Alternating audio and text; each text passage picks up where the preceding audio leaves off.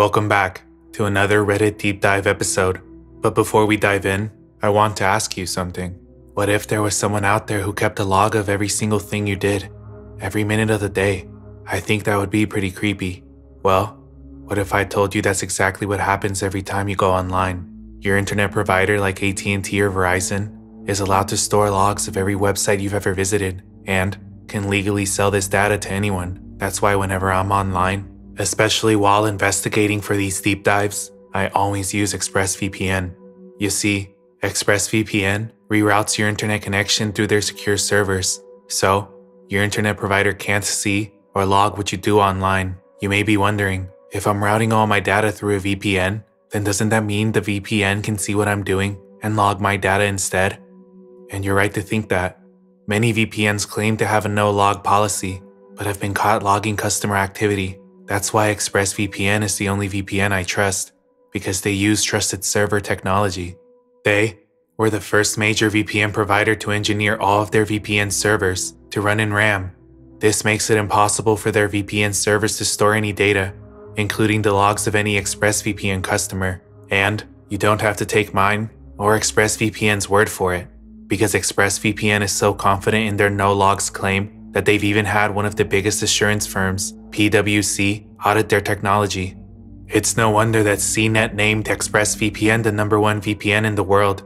So stop letting people keep logs of what you do online and visit expressvpn.com/coldcoffin to find out how you can get 3 months of ExpressVPN for free. I'm not kidding. Ever since my channel started growing, one of the first things I did was get a VPN, and I've used it every day since. Our first story was posted onto the RBI sub by the user Blue Angel on January 17th of 2023. It goes like this. Stranger with a vendetta? Stalking? Trafficking? What is going on? It all started in 2019 when my dad's car registration was stolen in the middle of the night, after which one strange event after another unfolded rapidly. For the past 3 years, my family and I have been finding cigarette butts on our property, close to the house. We figured it was teenagers sneaking out at night and finding somewhere to smoke illegally, but this was not the end of it. Last year, sometime during summer, my family and I noticed that someone has been stealing food out of our garage freezer. 1 or 2 frozen desserts would disappear periodically. Again, harmless kids. Or so we thought. In December of 2022, my family and I, who were all upstairs on the 2nd floor, heard what we thought was my brother coming home from work. He ran halfway up the stairs, then turned around, ran back down the stairs and out through the garage door again. My mom and I distinctly remember hearing the rattle of keys as he ran through the house. We all headed downstairs because we wanted to know how his day at work was. At that moment, my dad got a call from an old friend who wanted to wish us a belated Merry Christmas. Since we hadn't heard from this friend in such a long time, we all intently listened in on the call and forgot about my brother, figuring he was just getting something out of his car. Well, 30 minutes passed by, and my brother was nowhere to be seen. I looked at the clock in the kitchen, and I immediately went to check the driveway to see if his car was there, but his car was not there. It finally hit me like a ton of bricks. He was never home. Whoever ran through the house moments before we came downstairs was not my brother. I checked his schedule, which was hung on the refrigerator. He was still at work, and his shift would not be over until 10 p.m. According to the caller ID, it was 8:20 p.m. when we got the call from the family friend, and by the time we realized what had happened, it was already 8:47, the time I had seen on the kitchen clock. We did not call the police because we had figured that whoever was in the house was long gone. Recalling the event, I distinctly remembered the thud of boots on our wood floors and the jingle of multiple keys as they looped through the house. This was enough to make us start using our alarm system more seriously and go out in the buddy system if we needed to take the dog out at night. For the next few weeks, nothing happened, so the buddy system stopped. We thought that this would be the worst of it, but it wasn't. A few nights ago, while enjoying family time, the family dog let out her warning bark. We thought she was just overreacting, but something told me to check out what was making her so upset. She relentlessly paced the entryway, periodically jumping on the living room couch to look out the front window, all while barking with her ridge up. I knew it was serious. I had never seen her so worked up. We can turn our Christmas lights on through the garage, and this is exactly what I asked my sister to do. I watched out the front window with the dog as the lights went on. The light from the Christmas lights illuminated a tall man with a black hoodie standing next to a bush just off our porch. I could only make out his shadow as he turned and sprinted across our front lawn. We have quite a bit of property, and living in the rural area, there's not that much light. So, he disappeared into the darkness. I could tell he was around 6 feet tall because on our porch we have a wind chime, which he had been standing right next to. And judging from the fact that what seemed to be the top of his head met the bottom of that chime, he would have to be around or at 6 feet tall. I never saw his face, but now my family is worried that whoever he is may think I know who he is and try something. That something, no one is telling me what it is, but I can only guess. Maybe it seems excessive to be worried about a strange prowler feeling his identity is known, but the further you read, you may realize, as I have, that the concern is legitimate. So this was the last straw and we called the police. They patrolled the area, but found no one. My family and I suspected as much, because the direction he ran was into a field, directly across the street just behind a neighbor's house.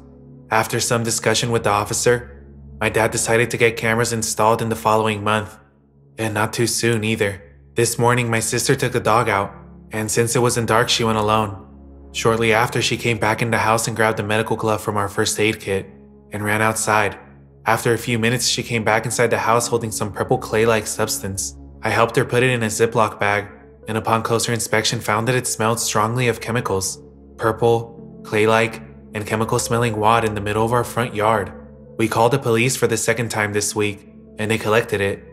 Now we wait until they test it to see exactly what it is. Their standing suspicion at the moment is either soft bait rat poison or some other substance intended for our dog. If it is poison, or just a sticky substance, either way, if she had ingested it, our dog would have been killed. So why steal a car registration, break into a house to steal nothing, stalk the property, and try to harm someone's dog? We have no enemies that we know of. Our family has very few and select friends. My father is a simple desk job kind of guy.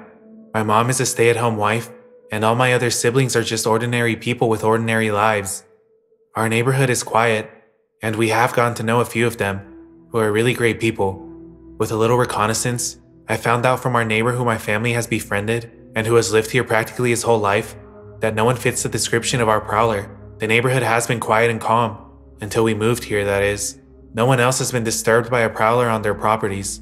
He found it strange that out of all the houses in the neighborhood, only ours has been having strange events. Is someone targeting us? What for? Why? What is going on? I did a search on soft bait rat poison and found this. Obviously, we haven't gotten any confirmation that this is the same stuff the OP found, but based off of what they told us, I would say that this rat poison fits the description. A user by the name of Princess Pinguina would comment this: "My guess is someone is living on your property." Another user from a now deleted profile would also say this: "You should get as much camera coverage as possible ASAP, and you should also look around in storage buildings, crawl spaces, attics, and etc. for signs of habitation. Hard to come up with specific ideas without knowing what you're working with, but there is a way to make entrances to crawl spaces show signs of being tampered with. By putting down flour across a shed doorway, for example, or a piece of tape on the side of your freezer to show it's been opened. It might help narrow down what this person is staying on your property, if they are. I'm sure you already are, but you should change your locks ASAP too, especially the garage. I'd also get a camera on the garage ASAP if you have to wait for other coverage, since it sounds like that's where this person is focusing. Edit. As far as poisoning the dog goes, it could very well be just a case of the dog keeps tipping them off to the fact that I'm here, which is inconvenient for me, so they're trying to harm her to keep their cover safe. Keep your dog supervised constantly, because if they're coming into your house, they might try to bribe her, and in this case it sounds like they'd poison the bribe. We had a neighbor when I was a kid who was stalking us very similar to this, but not living on our property. Cigarette butts, missing food, all that shit. We'd find his footprints where he was looking into our windows, and one of the first things he did was try to bribe our dog. We were lucky he loved dogs, or would rather win it over than harm it. But make no mistake, that someone in this situation is going to be very keen on shutting your dog up, one way or another. The OP did give us 3 updates, with the first 2 being on January 22nd, only 5 days after the OP first posted, and January 23rd. Update: January 22nd. Friday night, the creep stood right under the newly installed camera that's facing the driveway, whistling into the mic helplessly devoted to you from Grease, specifically the refrain section, added to clear things up for some people. There is no recording of this on our camera, as it does not record sound as an event. We heard something fall on the back deck, and none of us were going to go downstairs to look out the kitchen window onto the deck. So we went to the live feed of the garage/driveway camera, and that is when we heard the whistling, which lasted a few seconds then stopped. We looked out the window on the second floor which faces the driveway, and we couldn't see anyone. But the next morning we did see boot prints in the mulch. My family and I are officially freaked out. After making a call to the police department, they said that because there is not visual evidence to go by, they are going to do nothing. They are treating us like we're too much, because we have reported everything that has been happening over the past 2 weeks to them, and evidently, they seem annoyed by it. Pretty much, my family and I are on our own, until we get tangible evidence of the creep. Update, January 23rd. My brother, who is living with us currently, had his car inspected a little over a month ago, and at which time it passed inspection. Today his car radio caught on fire while driving. Does this have anything to do with the creep? Maybe, maybe not. There wasn't much activity on this post after these updates were added, until March 16th, about 2 months later. Hopefully the last update ever to be made on this, March 16th, 2023. We got all sides of the house covered with cameras. There are no more blind spots. Side note, while the technician was installing the cameras and sensors on the lower floor windows and doors, he brought to our attention that someone had tried to pry open our window on the first floor with a flathead screwdriver. Not at all disturbing. Anyways, since we got the last camera set up, we noticed that a particular male who used to walk and drive around our neighborhood has stopped coming around. Checking with our neighbors, this individual is not from the area. Me and my family have a feeling that this guy could have been the creep since coincidentally, he stopped coming around after the last camera went up, and with his absence from the neighborhood, everything has been peaceful. Now the question that remains is, who is he, and why was he harassing us? Okay, so there is one last update on this edit, but it is from June of 2023. And in April, the OP made a separate post with more information on what has been happening to them and their family. So we're going to jump over to that post before going to this last one, to keep everything in chronological order. Brother left for work.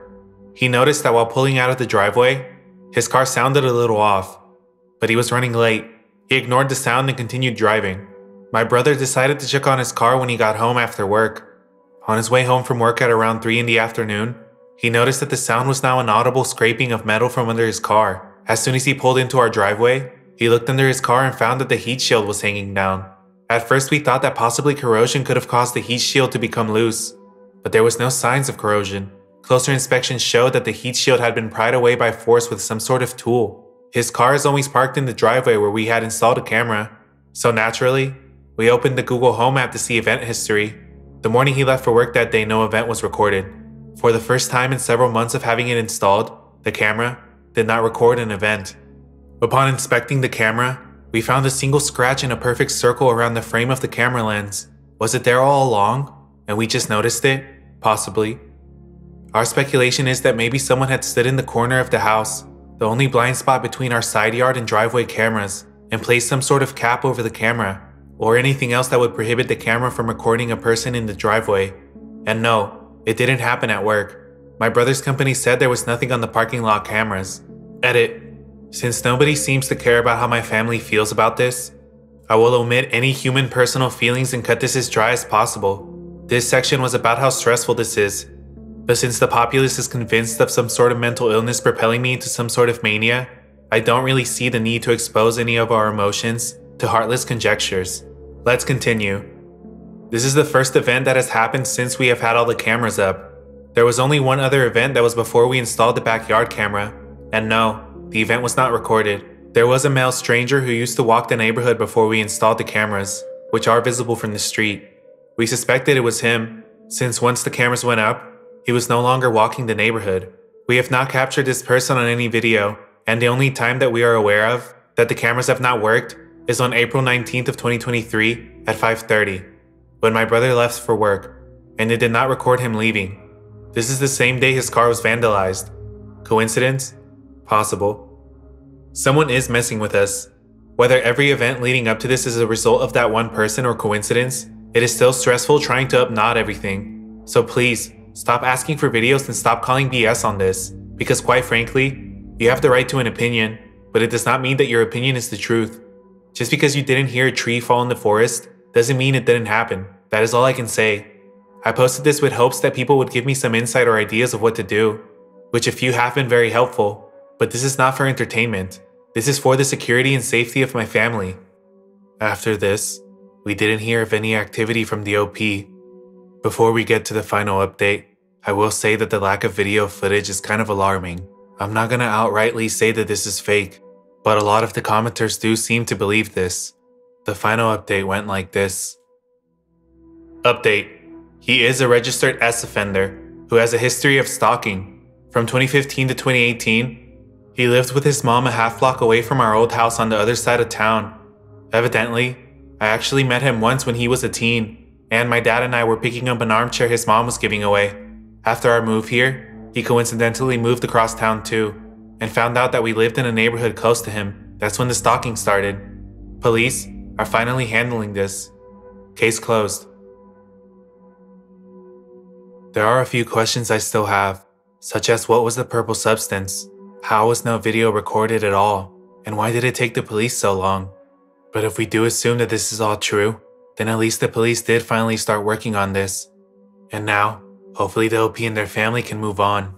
As for the legitimacy of all this, I'm still on the fence, but I am curious to hear what you think, so let me know down in the comments.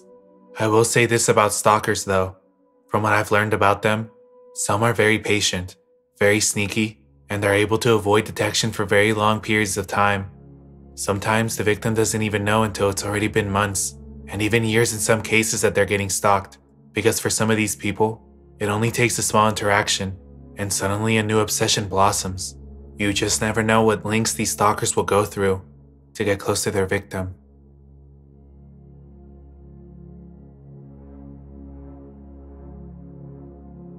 On February 4th of 2023, a Swedish Redditor by the name Donut Horse would come onto the RBI subreddit with a very concerning post. Someone is trying to kill dogs in my hometown. Hello, a little bit of background. I live in a town in Sweden with around 340,000 inhabitants. Since December of 2020 to today, we've had over 150 known attempts to hurt and kill dogs. The perpetrator in most cases deploys small baked bread buns containing sharp handmade stars made out of pieces of tin can. Sometimes the buns are dropped in plain sight, and sometimes near bushes or under leaves. Donut Horse included this picture of the bread traps, as well as this map of known attacks. Clearly someone, or some group, have been doing this for a long time. The green points are from 2020, the yellow points are from 2021, orange for 2022, and red for 2023. Donut Horse also included this link to a Swedish website that was currently down, but thankfully somebody did capture it on the Wayback Machine. Despite it being fairly empty, we do have this section with information on what to do if your dog ingests something harmful. If an accident happens, if you suspect your dog ate something dangerous, contact your veterinarian immediately. If a dog eats a sharp object, you can feed it asparagus as it threads when digested.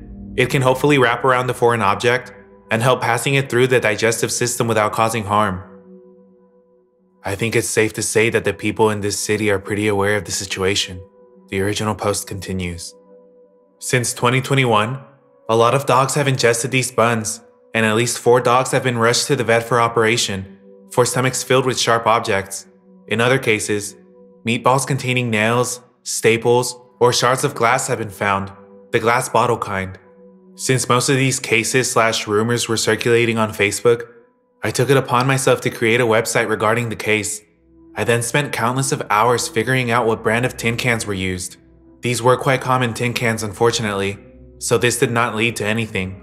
I then got a hold of police reports and started to enter all the information into Google Maps to try to get a good overview. In the picture of the map, you can see all the cases marked out: yellow 2021, orange 2022, and red 2023. So the police have no leads whatsoever. There has not been a single sighting of this perpetrator. Best guess is he is out doing this very late at night or early in the morning before people wake up. Now to my question for all of you. Have you ever had anything similar to this in your town? Or have you heard about similar cases somewhere? I have been Googling around for ages without finding anything helpful. I'm trying to find patterns, similarities, anything. All help would be very appreciated. In a later edit, the OP also included this image of a calendar with dates of known attacks marked on it. Does anyone else find it odd that there's a gap in the distribution of these buns on the map, just west of Folkets Park? I was just studying the same thing.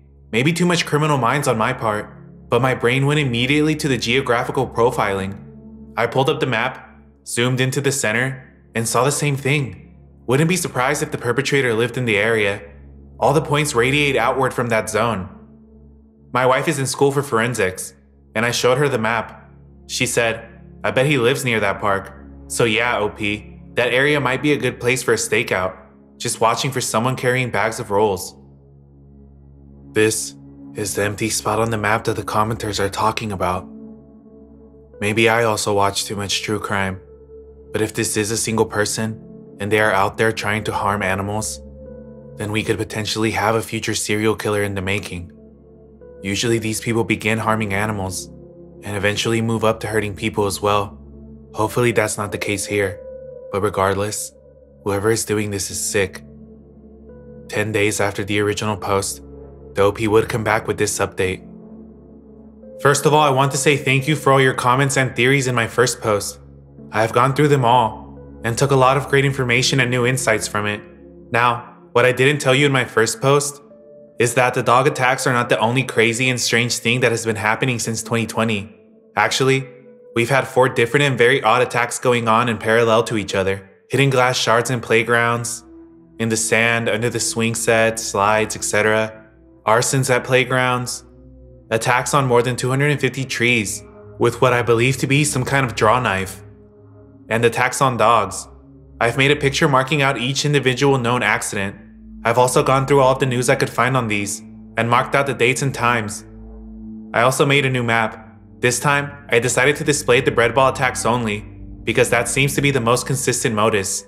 On this map, black is attack on dogs, red is attack on trees, yellow, hitting glass shards at playgrounds, and purple, arsons at playgrounds.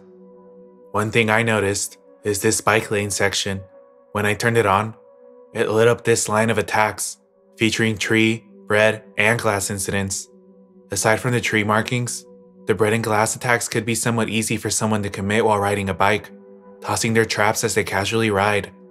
And again, even with the addition of all these incidents, the dead zone remains basically empty, almost like a big X on a treasure map. Just a thought. Now back to the post. My theory is that at least 2 of these are the same person, dog attacks plus another. It seems to me like it's the same twisted mind planning these attacks. I am once again looking for a pattern. What I can see is that these incidents almost never occur on the same day. They sometimes end during the same period and start again roughly at the same time. Some of them happen, if not exactly at the same place, close to another incident. They all target people in a passive way. The person is not there to see the dogs or kids get hurt, but he or she knows it will bring fear to the public. The tree markings are always made so that they are visible to people passing by, and all of the incidents occur late at night or early in the morning. Hitting glass, balls of bread, and the tree attacks stick out for being very uncommon and strange, as well as elaborate. The map looks the same even with these new attacks, with a similar dead zone. Now, my question to you all at RBI, what do you think? Could these be linked somehow? Do you think it's the same person? Can you see something, a pattern, or other? Please share all your thoughts and theories. User Pepper Phoenix would comment this, and included a picture of the bus routes in the area. In their comment, they correlate the attacks with the bus routes, so I have overlaid the bus map over the attack map. It's not perfect, but I believe it still works, so I'll use it while reading Pepper Phoenix's comment. With the exception of August to September 2021, each series of attacks has had multiple incidents close to or at the bus stop called Lawrenceburg. Perhaps this is how they are accessing the area. I am basing this mostly off of dog attacks at first, though the rest seem to also follow the pattern. In fact, most of these attacks seem to be centered on or near the red route on this map, with only 1 or 2 straying very far. The most recent ones are notable for being in the city center and around the Sorgan-free stop on the red route. Could the perp be getting careless and attacking closer to home as they gain confidence from not being caught? The outlier attacks appear to lie along the black route, which intersects with the red at 3 different spots. They could easily have changed the buses. Some are on the gray route that has Toftagen on it. This intersects both the black and red lines at Varnhem. I would be looking in that area for your perp. Edit. In August, there was a big slap festival right in that park. With so many people around, they likely had to change locations. However, I don't know if the festival went ahead in 2021 due to the pandemic, so that part could be way off. Edit again. Look at the August and September 2021 attacks. They are all on or near the pink route. Could the perp be related to the buses somehow? The southernmost attack, from September 25th of 2021, also falls literally on the bus stop on that grade 33 route. I am more and more confident they are using the buses. The westernmost attack is at the terminus of the black route, northernmost, orange route, easternmost, the grade 33, 34, and 35 route again. The weird one on the island is on route 33 again. Based on my theory that the routes intersecting at Vardhem may be significant, I looked for restaurants in that area. The next stop down, Elstorp, has a pizzeria almost next door. The very first attacks fit the black and pink routes the best. I now have a headache from trying to match up the stylized bus route map and the real one, especially in a language I don't speak or read. Plus it's 2 AM, so I'm heading to bed. Hope this is helpful. One more thing before I crash for the night. OP, keep an eye on who is making comments and etc. about this on local media, Facebook, local neighborhood websites, etc. Depending on their motivation, the culprit may be finding all of the buzz and attention intriguing, funny, or even thrilling. If so, you may find that they interact with a lot of the community about the subject. Take a look and see if anyone seems off in their reactions, especially the more vocal ones since the perp is probably following the whole thing quite closely. And for Christ's sake, be careful. This person is escalating. If they feel sufficiently cornered or decide to escalate more, you or your dog could become a target. Stay safe. I gotta say, after reading this and looking at both maps, I definitely believe that the suspect is hopping on the bus while committing at least some of these attacks. I mean, at almost every attack site, there is a bus station nearby, and then there's the alarming number of attacks that are directly on the bus routes.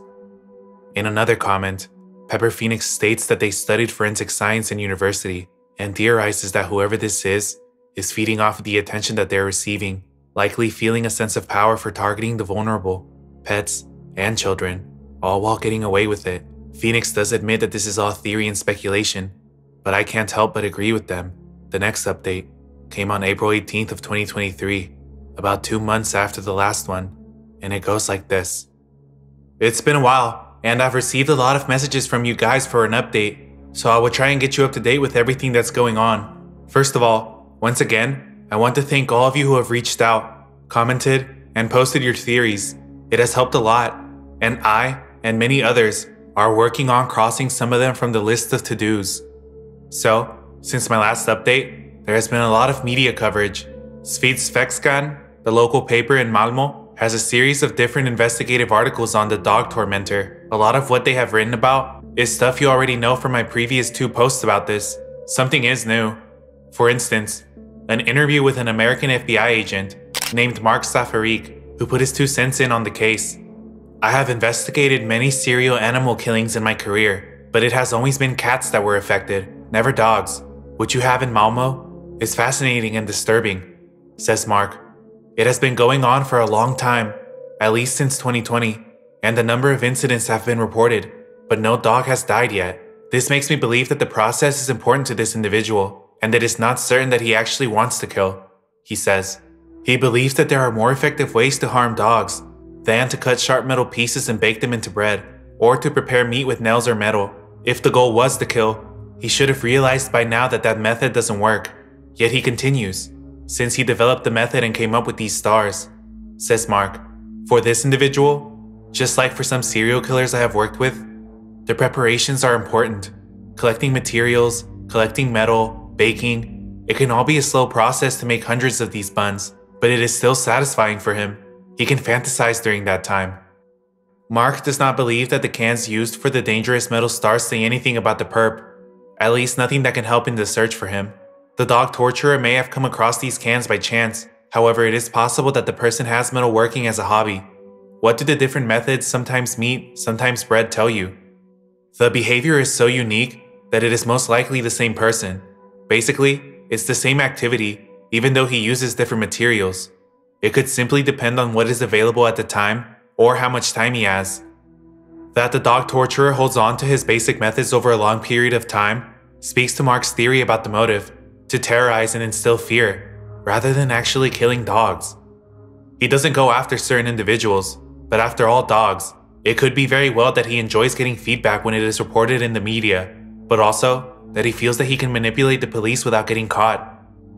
Mark highlights an important experience from the FBI's profiling of serial criminals that gives hope for finding the right person. The perpetrator's need for appreciation or to be seen makes them talk easily. Both with mass murderers and serial killers, we have noted such leaks. In their contacts with their surroundings, individuals reveal important information. Often, certain elements of truth are woven together with lies. Leaks how? Inappropriate or offensive comments that people around him find strange, but most dismiss or explain away. In conversations with others about the dog attacks, he may say, for example, "The perpetrator seems to be good at what he does," or "I can understand that someone would want to," a kind of reverse praise for himself. Here, the media can play a role, Mark says, by appealing to those around the person who have heard strange statements. If you hear someone saying something unpleasant or odd, at least consider informing the police. I know that many people don't want to get involved, but that is the kind of commitment that is needed to move forward. There have been no reported dangerous buns or meat pieces since January of this year, an unusually long period of calm. Considering the statistics of recent years, the dog torturer may have been scared into silence, temporarily. Perpetrators who follow what is written stop or decrease their activity if the media coverage becomes too overwhelming, says Mark. In some cases, they can also change their area of approach, but your dog abuser won't do that. He seems to have acted only in Malmo. I will say he would stay there because he knows the city. You say he, but is it a man or a woman? All the serial offenders I have seen who have targeted animals have been men. We cannot exclude a woman, but statistically, it is probably a man. Mark repeatedly emphasizes how important preparations are for the offender. They completely fulfill the psychological need. For the dog abuser, he can hardly be present or watch dogs eat bread rolls or meat. Overall, this indicates mental illness, according to Mark, and he is sure that the dog abuser will continue, no matter how murky the motivations seem. If he was angry at a particular dog for something that happened, it is more understandable to attack out of anger or revenge, but eventually that feeling disappears as it is acted out. The question is whether the dogs are the target, or merely a tool for this serial offender. Has he made some adaptations to his behavior? Given that it has been going on for a long time, it is unlikely that he is trying to find new ways to attack. He will continue. And yes, there was a long pause since the last incidents late January, but now he, she/they are back. Last week, one incident early Monday morning. Same balls of bread with sharp objects inside. Today, one more incident with the same thing. Same modus as all the rest of the incidents. This time, however, the new incident does not follow the usual pattern location-wise. These two are quite far apart and outside of the hotspots. See the highlighted pins on the map. He will most likely be following the media coverage and is probably doing this in an attempt to confuse. And as usual, no one has seen anything. In the incident last week, there were security cameras in the vicinity. I reported this to the police as quick as I could, but since it was a holiday, I think it was too late to retrieve anything. But who knows? Hopefully I'll get an update on that soon. Other than that, nothing really new right now, unfortunately. I have done some media, and I have opened an anonymous hotline with a phone number you can call 24/7. Also, an anonymous form for anyone to fill out who thinks they might have some valuable information about the case. My next step now is to plaster the 250 posters I picked up today all over town that has all the important information about the case and some links and a QR code for reporting stuff. I have also made all the police reports available for free to anyone who wants them, so now I hope there are hundreds of private detectives running around looking for this person.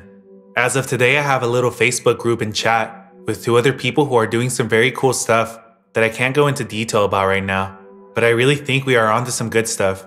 Now, RBI, I want to ask you, if you read this and think, hey, I think I can help here, feel free to contact me here in a comment or send a private message. My dream is to have a team of people with different knowledge and skills that I can join together and work on this case hard. I will be back for update 3. Cheers. This is definitely a lot to take in, and it really reminds me of the Don't F with Cats Netflix documentary. Here, we have another sick individual who is attempting to harm animals, all while the locals and the internet are in a frenzy to find out who they are. Hopefully this doesn't end up like the documentary, and this person doesn't eventually take the life of another human being. As far as the third update, I haven't seen anything, and it has been some time since this last one was uploaded. As of right now, we have no names, no description, or any other personal information that could help us find out who this is. I wanted to cover this post because to my knowledge, nobody has been caught yet, and making a video about this could help spread awareness. So if you live in the area or feel that you may be of some assistance, you can go comment on their post and contact the LP so that you can help aid in putting a stop to this. But regardless of where you live, just make sure that anywhere you go, you keep a close eye on your pets and always make sure to check your surroundings as best as you can, because there are sick people out there and you never know what they're capable of. If you enjoy deep dives like this, consider subscribing and turning on post notifications so that you don't miss out on the next one. Thanks for watching.